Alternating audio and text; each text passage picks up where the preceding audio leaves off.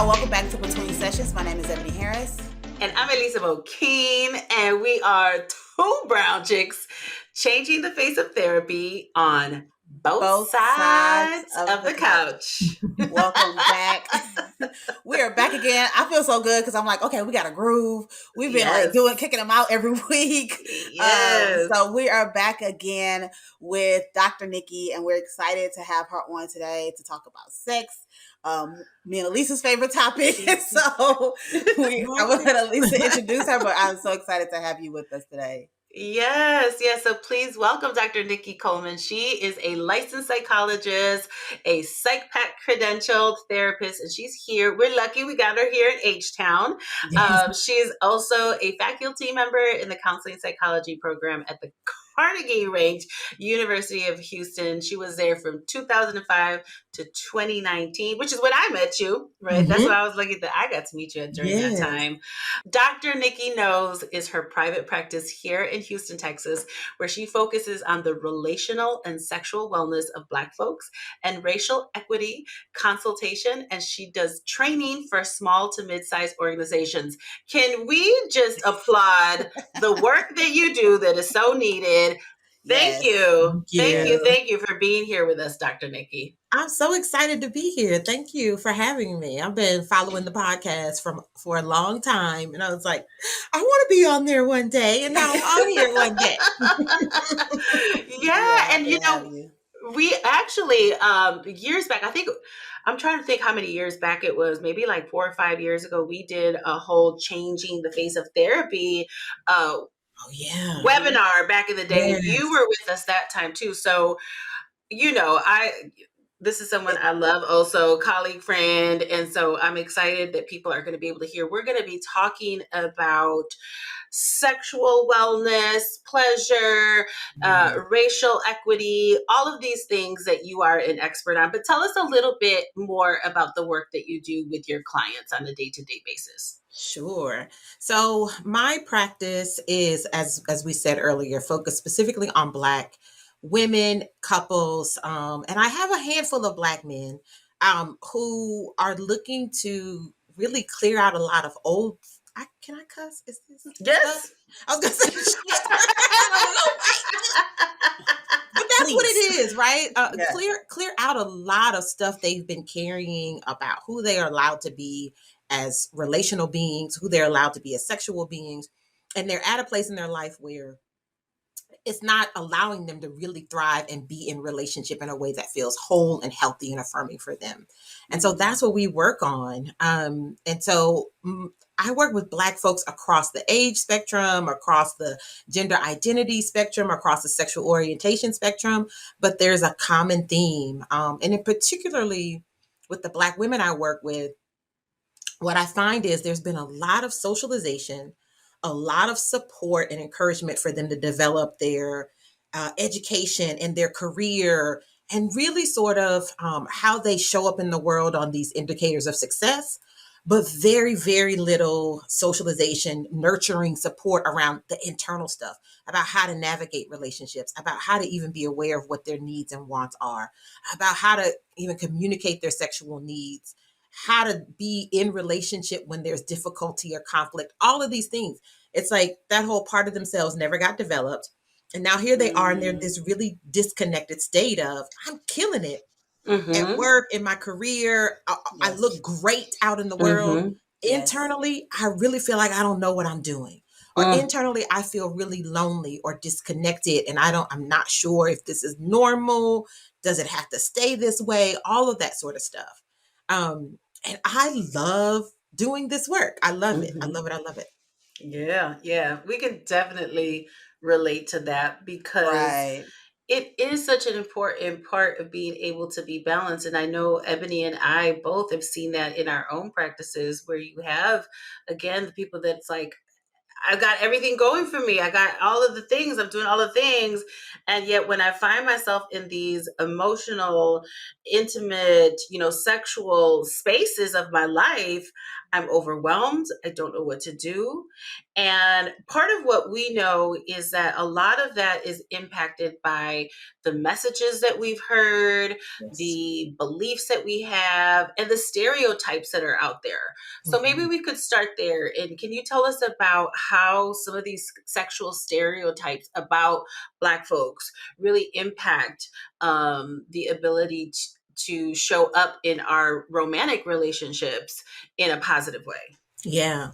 And it's so complex and heavy in the sense that it's long-standing stuff that we all are inheriting. And most of it we inherited because nobody's really had the time, opportunity, or privilege to sit and think through, wait, this is really in alignment with what we want for ourselves, right? So a lot of what I see are folks receiving mixed messages. And it's the same. We know this phrase like this, right? A lady in the streets, a freak in the sheets. Like, why is that even a saying? So that there's some mixed messaging that comes along, right? That you're supposed to be respectable or presentable. You are supposed to be successful, graceful. You're supposed to be this queen, but then also you're supposed to be this porn star with the right person, right? So there's some layers there. All these expectations for how you're supposed to allow to be out in the world, but then you're supposed to reserve some other part of yourself for your sexual partners. And more often than not for heterosexual relationships, right? So there's stereotypes about how you're allowed to be a sexual being and in what ways. Stereotypes about what it means if you are a sexual being, that that you a hoe, you a freak, you loose, something is wrong with you, right? But you're also supposed to have all these sex skills, right? Like, when am I supposed to develop these sex skills if I'm not engaging in sexual relationships with other people? And then there's, I think, stereotypes about submissiveness in particular that show up a lot. And in that, not being, if you're a person who hasn't had an opportunity to really be educated or explore your own sexuality, and then you've been told that your sexual pleasure belongs to someone else, right? You can only have access to pleasure through partnered experiences, but then also you're supposed to be differential to your partner. It is a real sort of cluster of stuff to sort of navigate, right? And then I think on the other side, men come into relationships with all of these expectations about how women are supposed to be in terms of their emotional accessibility, in terms of their willingness to be a sexual partner for them, about how women should be demonstrating their desirability to them. And so oftentimes the couple is coming together without even really being fully aware that they're holding all of these stereotypes. That's one. And two, where the disconnect is happening between the two, right? So all of that sort of shows up to create an experience where people are maybe having sex, but it's not the greatest sex, or they're having what feels physiologically good, but the intimacy is missing because there's a disconnect of them feeling like they can be their full, safest selves in relationship with each other. And that's part because people are relating to each other based on these schemas, based on these stereotypes and expectations. I find, particularly with married folks, the unspoken expectations are like mountain high. Like, what?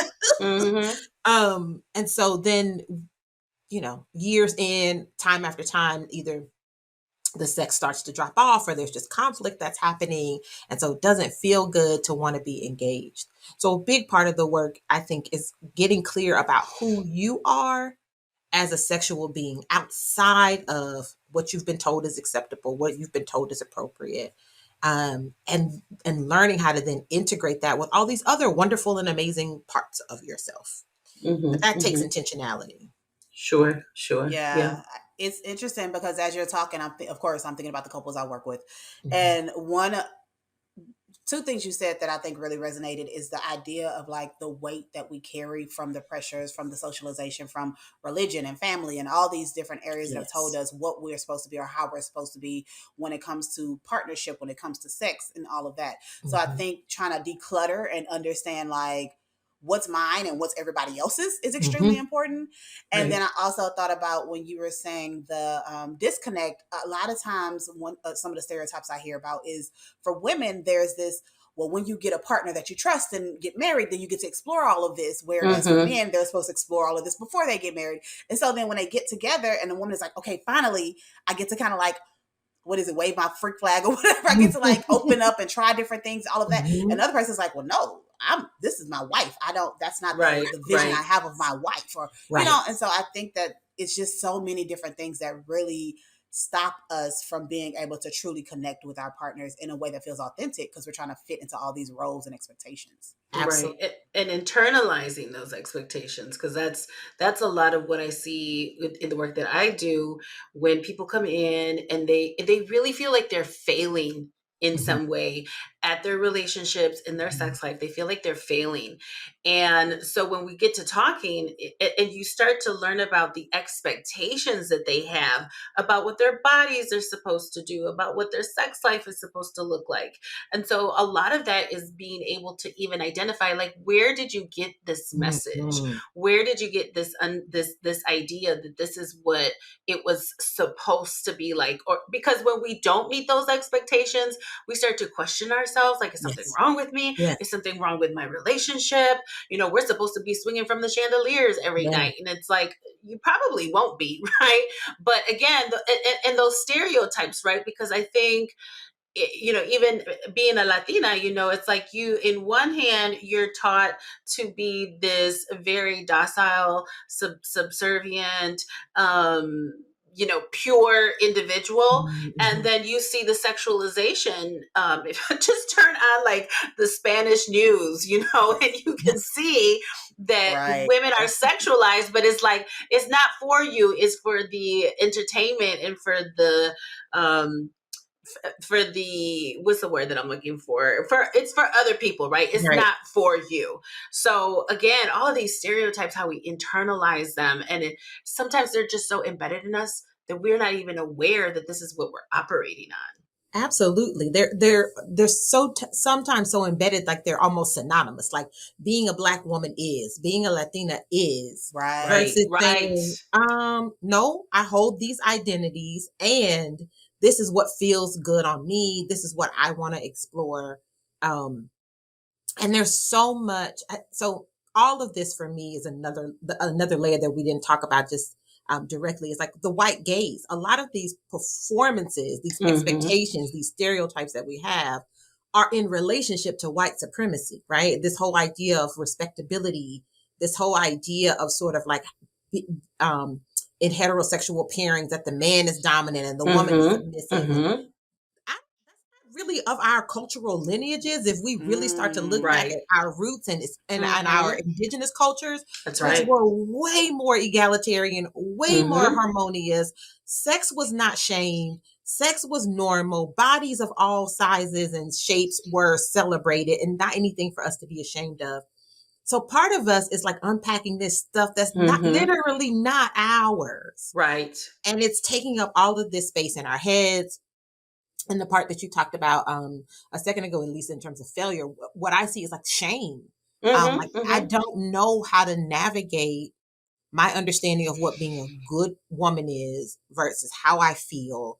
I just feel really bad because I was told I shouldn't X, Y, and Z, right? I have a friend.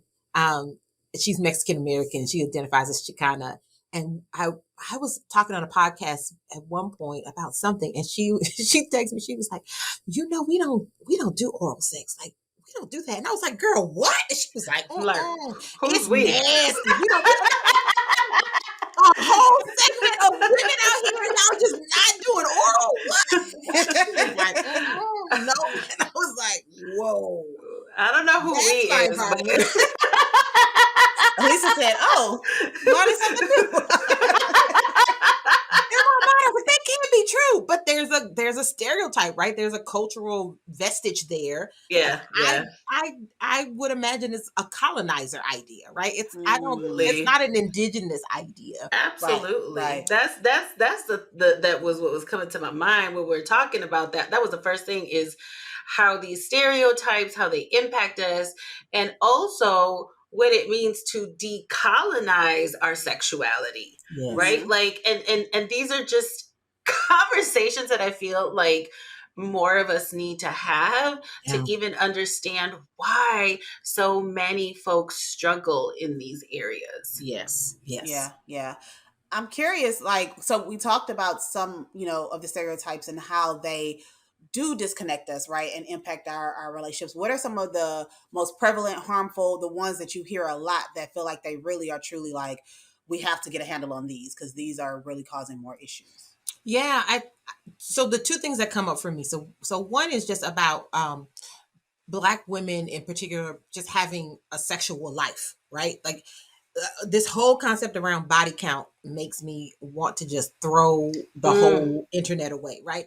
That there's this concept of like a woman should only have had so many sexual partners in her adult life. And if she crosses some magic threshold, which is usually somewhere in the low single digits, very often, right? Then somehow she's tainted, like literally throw the whole woman away. She's not worthy of being a wife. And so that's a stereotype too, like marrying someone, being a wife is some elite status that one must earn. And that is typically tied to all these sort of really superficial indicators, right? That don't say a lot about who the woman is, who the person is. And the stereotype that the man can actually have that level of authority to even be able to indicate what the host like, who told you that's what being a man is, right? Like that's the stereotype that masculinity is supposed to be dominant and is supposed to then somehow have some authoritarian power over women. And then the other one that I see a lot, we didn't talk about this lately, but or previously, is like when you become a mother. So, there's all these expectations in heterosexism that you get married, you have kids, right? But then oftentimes when you become the mother, somehow now you're no longer a sexual being. Yes. You're just the nurturer, you're just the caretaker. There's all of these things about yourself that were alluring part of yourself, acceptable, now it's supposed to sort of go away, and you're also supposed to just be okay with that, right? That one drives me like as a mother, I would like exactly, I would like to say I still have desires, needs, wants, and curiosities, right? That did not go away just because I birthed a baby. That's right. And my mind just went blank because the body count one really annoys me, and I still think we have not. We have a lot of work to do with unpacking religious doctrine from spirituality, and so much religious shame about not having sex before marriage. That still is a thing, right? And then I hear a lot of conversation about soul ties, and that's being used as another way to sort of shame and limit women's sexuality, so that you're somehow not a good Christian woman, or you're not a believer if you're not adhering to these particular ways of showing up as a sexual being. And then I'm going to say one last one, because I also think it's really important, is even for Black men perceiving Black women as angry Black women, as being aggressive, as being demeaning, or not like being mean. Like, so there's all of these sort of negative stereotypes about Black women that are really being promoted by Black men that are like, well, do you even like women? Like, are you sure you're heterosexual? Because who fits inside this very limited box that you have created about who is an attractive potential mate? I don't know anyone who can sort of check all the boxes, because these stereotypes are so pervasive, and they're talked about like they're just accepted realities without us really acknowledging, like, this is something that some white man made up in his imagination. This is not reality. Right. Yeah. And I think the other part to the stereotypes, when we tell ourselves, well, I don't want to be that, right? Or in order for me to be a good girl or a good person, or be the high value woman, right? Like, oh, that I'll be, marriage material, for example. And so I see this also is that women will spend a lifetime doing the right thing, right? Doing the right thing, and then find themselves with the expectation that if they do the right thing, then everything's going to be okay, right? Yeah. Like everything is going to be okay. They are going to be rewarded for that. And then and it's not just women, because it's men too, it's men too. Like, I'm going to do all these right things. And then when they anticipate to be in these relationships and their sex lives be amazing, or they expect themselves like, well, I'm doing all the right things, why am I still single? Right. And then there's this frustration and this resentment that I see in folks, because again, we're told you do all of these things and this will make you a good person and this will make you attractive to people. And then there's a lot of confusion for them. Because it's like, but I did all the right things. I did what I was supposed to do. So me in what's my going whole on? 30s, Elisa. Yeah. Me in my whole 30s. Me in my whole 30s. And I think that's why I do enjoy doing this work so much, is because I know where I used to be, and I know how real I thought that was, right? I have the PhD. I carry myself with grace and class and respectability, and I also know how to flirt, and I can cook, and I'm this and I'm that. And I'm trying to contort myself to be this person, and always having this sort of internal, like, like, how am I supposed to fit in this box forever? When do I get to sort of loosen up, and feeling like that moment never came? And I think that's part of why I have been single for so long, was because when I realized, like, oh, no, I'm actually not these things. I feel uncomfortable because I'm disconnected from myself. And in fact, I would rather be single than to think about a lifetime of trying to make myself be this version of who you want me to be. And I'm good. Like, yeah. And on the other side too, I want to also acknowledge, like, there's also loneliness. Like, we are social beings. We are beings that thrive in connection and in community. And so it does make perfect sense that you would want to be committed and connected to someone, whether that's for marriage or not. You also have a right to decide that for yourself, whether you want to be married or not. But there is a desire to want to be connected, and that connection only happens when you can show up as your authentic self. And I think that's where a lot of the sort of loneliness comes in, either on the single side, where you feel like, no, can't do it again. No, you want me to, like what I always say is, here come that bullshit. Like I can see, you're not to come with that bullshit. Right. Or you're in the relationship. And I have women that are married, and they're like, but this is life for everybody I know. And my response is, but that doesn't make it okay. Right. Just because everyone you know feels like their needs are not being met, or that they have to take care of their emotional selves in other relationships, or that they have to choose when they want to bring up difficult topics, or they just have to continue to be silent about all the stuff that hurts them, that doesn't make it okay. We've normalized it, but that does not make it okay. Yeah.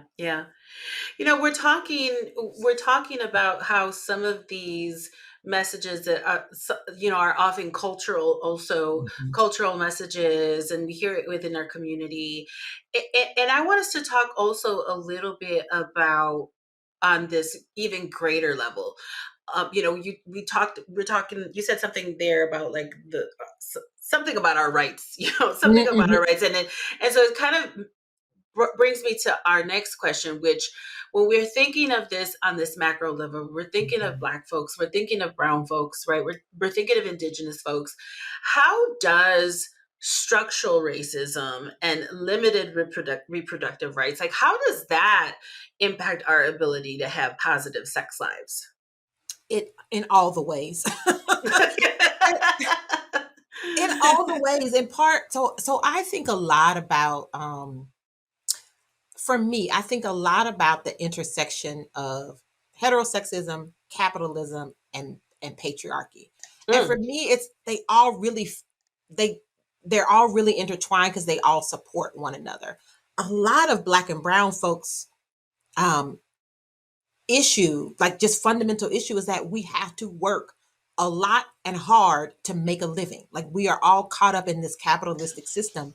And there is not time to explore, be curious, discover, live in your vulnerability while also working, and while also taking care of kids, and while also taking care of family, because we tend to be more intergenerational in our responsibility. So a lot of women in particular are caring up and caring down. And where is there room and time for themselves? And I think capitalism is really central to that. And then the patriarchy and heterosexism really gets in the way of us having just the right to take up space, right? Part of it is like, well, women's emotions are these soft things, they're these volatile things. Like, our intuition, feminine intuition, feminine energy is really devalued overall. And so we have all of this stuff that we're sitting with and owning on, and trying to reconcile in ourselves, but it never gets voice. And the reality is, if we could give it voice, if we could talk more about it, a lot of the stuff that we're dealing with could get resolved. I'm always like, if you let Black and brown women take over for just like 3 weeks, you give us 3 solid weeks, we get all of this. Yes. Look how much we've done in the last 26 minutes, right?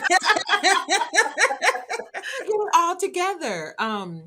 And I think that is where the work really comes, and why I do have this whole side of my business that is around Black mental wellness and racial equity, because we are trained as therapists to deal with the individual or couple or maybe family, right? On the micro level, we're really looking in on what is the stuff happening in your world, in your life right now.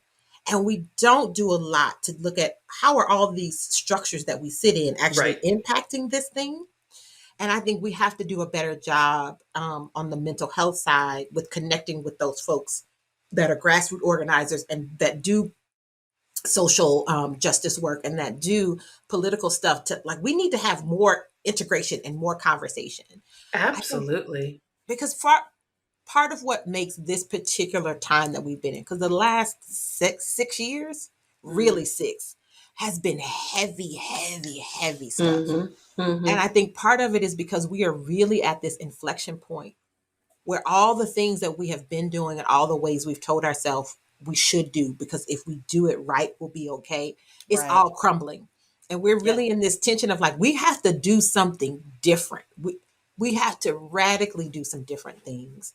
And I think that is where our ability to actually thrive and to start to have more fluid and integrated and harmonious and joyful lives comes in. But right now, it's really hard to do that. You have to be really intentional about cultivating joy, about carving space out for rest, about even having a moment to check in with your damn self about how am I actually doing? I don't know.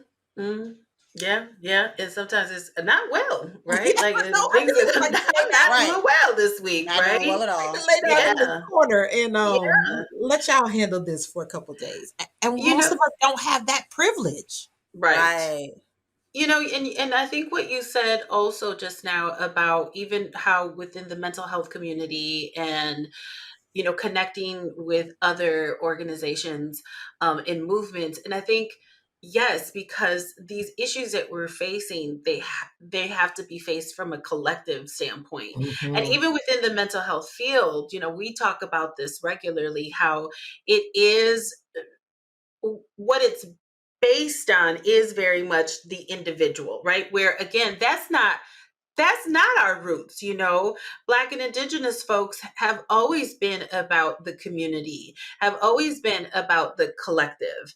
And so I think that's another way where this is how historically how our ancestors would approach issues. And that's where we've fallen so far away from. And so when you're highlighting that about how all of this intersects, I think when people hear this, and why these conversations are so important is because then you can take a step back and be like, this is a trap. Like this is a setup. It's a setup. Yeah. It is a setup, and I think we do have to have more people, more individuals being relentlessly willing to name it and point it out and create the disruption. because That's that right. is how we move forward. You know, a friend of mine once talked about like plants when they grow, it's effortless. It is part of their natural cycle of being. Like it doesn't hurt the like root to come out of the earth and then the soil. Like Right. just what happens. We don't do that as humans. We don't Mm-mm. grow without pain. We don't grow Mm-hmm. without tension. We don't grow without breaking something. And I think that that is what I think that's where we are. And so sometimes for me, I'm like, okay, so you know all of this, and then you want to talk about orgasms, girl, how that work? But then I like, but I think like we have to really remember we have pleasure as our birthright. Like That's we're right. not here to suffer. We're not here to Right. struggle. We are here to be joyous and connected and in flow with each other. And sex is a really, really awesome way to do that, right? It's a Right. really beautiful way that is, in the ways that we do it as humans, is a unique ability to come together in love and connection with folks. And quite frankly, we need more of that to be Right. happy. Well, the connection is that's healing energy, right? Like Mhm. that's Right. part of the part of what you were talking about, the joy and cultivating moments. And but again, there's so much stuff around sexuality and shame and misinformation. But how do the two connect? They connect beautifully because we need more of the healing and to Mhm. be in our bodies and to Yes. feel good and to Yes. be able to own that without the shame. So I think Yes. that's, you again, we could talk about this for hours, Right. but We could. I was thinking about that. I was like, literally, like, oh my God, I feel like this could be such a like. It's so many more questions that we have, but I know we Mhm. got to close out soon. So I want us to like get to like some of the questions that we enjoy talking about, which is, we talk about one. I think what y'all are saying as far as like the individualized way that we do therapy, right? And Mhm. understanding that isn't always what works for our communities, right? We do have to look at it on a bigger scale. And so I'm curious for you, Dr. Nikki, why is therapy dope? Like, why do you feel like therapy is a Mm. dope resource and necessary? Oh, it's so because like I just would be like, what do you mean? Because Because right? Like, good answer. you know, all the reasons. all the reasons. But most importantly, just to connect to this last dot, right? What I see oftentimes is when I'm around folks that are organizers, that are doing community work, they think about mental health as like this almost diagnostic thing. Like they really think about it from a medical model. Like either you have disorder or you don't. And us on this side as therapists, especially as Black and brown therapists, we know no. Mental health is all the things. Like you are not doing any of the work that you want to do effectively without a baseline of mental health. And that is why for me it is so critical. People need the space of therapy to sit in the stuff that they don't have time to sit in, to unpack, to know and really benefit from experiencing empathy about their experience. There's a toughness that is required of us to sort of navigate this current world that we're in. And therapy is dope because it's a soft space. There's no requirement for you to be hard or to show up a certain way. You get to sort of come in and exhale and do Mm-hmm. that in partnership with someone who is trained, right? Mm-hmm. Who is Mm-hmm. trained to support you in that and help give you some um, ideas, tools, strategies about how to move through the stuck points and move through the difficulties. And honestly, if we all could do that, like if we all could do that work regularly, intentionally, then the collective then starts to get healthier Mm-hmm. and better Mm-hmm. overall. So there, it really is this integrated, reflexive relationship. I And I love think that. all folks need to be in therapy. You ain't got to be in Yes. therapy. I always say you ain't got to be in for a lifetime. But I don't know nobody that don't need just a little bit of it. Right. Right. Just a sprinkle. Yes, Right. yes. Just sprinkle, sprinkle. All right, Dr. Nikki, well, then tell us what makes you a dope therapist. I mean, it's always clear to Oh. us, right? It's always clear to us. After these And it's conversations, we're like, I mean, if you don't know now, well, you'll never know, right? But tell us why are you a dope therapist? I believe I'm a dope therapist because I bring my full self to therapy. This version of me is pretty much the version you're going to get as therapist. And I am able to facilitate a space where clients get to bring their full selves to therapy.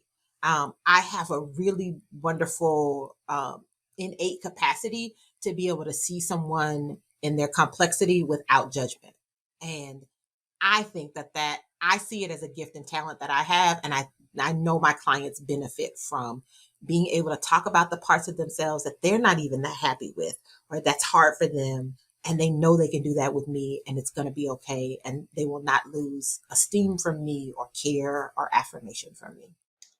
I love that. That's beautiful. Really good. That's beautiful. That was like, beautiful. Yes, beautiful. Yes.